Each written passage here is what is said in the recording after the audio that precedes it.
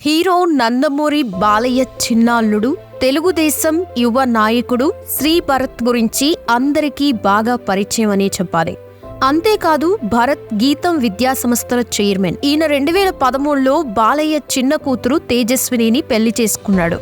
అయితే 2019లో భరత్ రాజకీయాల్లోకి అడుగుపెట్టగా ఆ సమయంలోనే విశాఖపట్నం నుండి టీడీపీ తరఫున ఎంపీగా పోటీ చేసి ఓడిపోయాడు.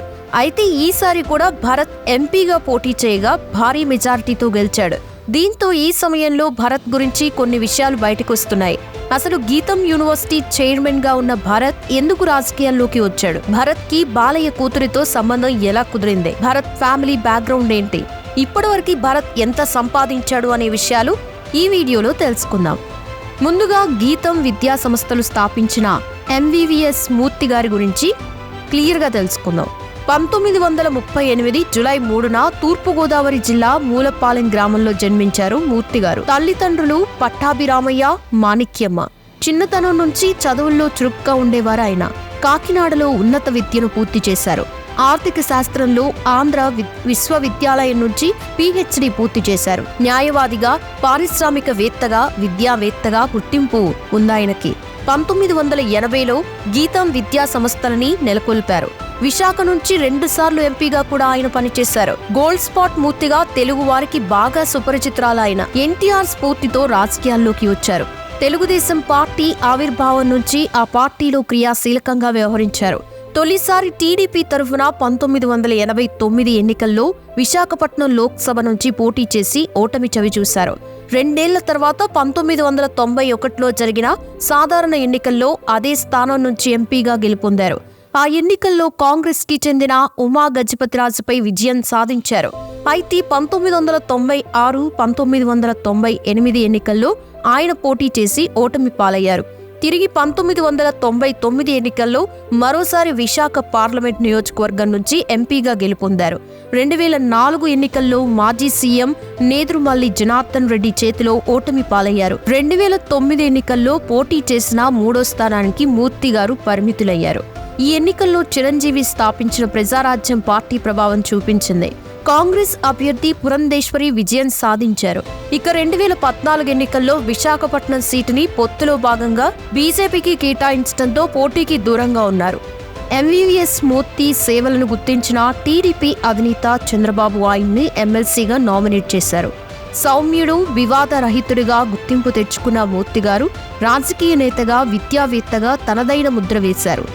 గాంధేయవాదాన్ని అనుసరించే ఆయన పేరుతో Mahatma Gandhi institute of technology and management గీతం విద్యా సంస్థను ఏర్పాటు చేశారు. తెలుగు రాష్ట్రాల్లో ప్రత్యేక గుర్తింపు సాధించిన ఈ విద్యా సంస్థ తర్వాత గీతం యూనివర్సిటీగా మారింది. ప్రభుత్వ సహకారంతో తూర్పుగోదావరి, విజయనగరం, విశాఖ జిల్లాల్లోనూ ఇంటర్ డిగ్రీ కాలేజీలు కూడా ప్రారంభించారు. గీతం యూనివర్సిటీ అధినేత డాక్టర్ మూర్తి గారు 2018లో అమెరికాలో జరిగిన రోడ్డు ప్రమాదంలో మరణించారు. మూర్తి గారితో పాటు మరో 4 కాలిఫోర్నియా నుంచి అలస్కాకి వెళ్తూ ఉండగా వారు ప్రయాణిస్తున్న వాహనాన్ని ట్రక్ ఢీకొట్టింది. అప్పుడు ఈ ప్రమాదం జరిగింది. అక్టోబర్ 6న జరగబోయే గీతం పూర్వ విద్యార్థుల సమ్మేళనంలో పాల్గొనడానికి ఆయన అమెరికా వెళ్లారు. ఇక కెరియర్ ప్రారంభంలో కొన్నాళ్లు లాయర్గా ప్రాక్టీస్ కూడా చేశారు మూర్తి గారు. వైజాగ్ బ్యాట్లింగ్ కంపెనీని స్థాపించారు. అందుకే అప్పట్లో గోల్డ్ స్పాట్ మూర్తి అనే పేరుతో పిలిచేవారు. ఆ తర్వాత వీబీసీ గ్రూప్ అనేక వ్యాపారాల్లో అడుగుపెట్టింది. కోనసీమ పవర్ ప్రాజెక్టుతో పాటు VBC, ferro alloys, mining, education, fertilizers, coal beneficiation, hospitality ఇలా అనేక రంగాల్లో ఆయన వ్యాపారాన్ని విస్తరించారు. ఉడా చైర్మన్ గా, విశాఖ పోర్టు ట్రస్ట్ గా, LIC రీజనల్ డైరెక్టర్ గా ఇలాంటి ప్రభుత్వ సంస్థల్లో కూడా ఆయన అనేక హోదాల్లో పనిచేశారు.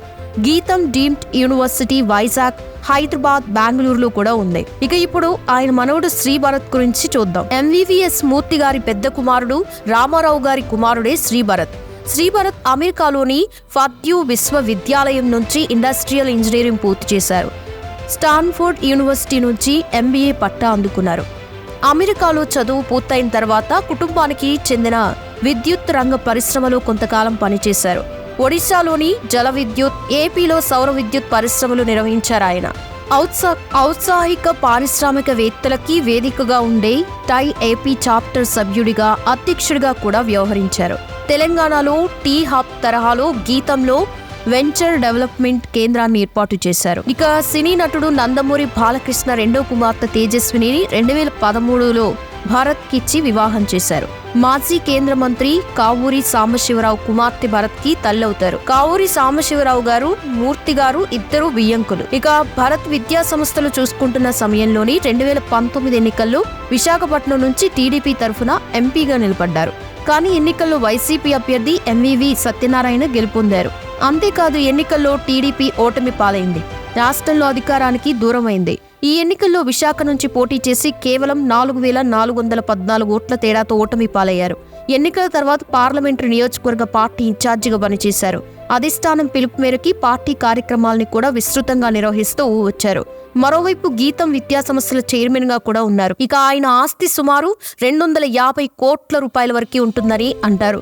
2024 ఎన్నికల్లో విశాఖపట్నం ఎంపీ స్థానానికి తెలుగుదేశం పార్టీ అభ్యర్థిగా పోటీ చేసిన శ్రీ భరత్ తన సమీప ప్రత్యర్థి బొత్స ఝాన్సీపై 5 లక్షల ఓట్ల భారీ మెజార్టీతో గెలిచారు. చూశారుగా ఫ్రెండ్స్, ఈ వీడియోపై మీ అభిప్రాయాన్ని కామెంట్ సెక్షన్లో కామెంట్ చేయండి. వీడియో నచ్చితే లైక్ చేయండి, షేర్ చేయండి, ఛానల్ని సబ్స్క్రైబ్ చేసుకోండి. Thanks for watching.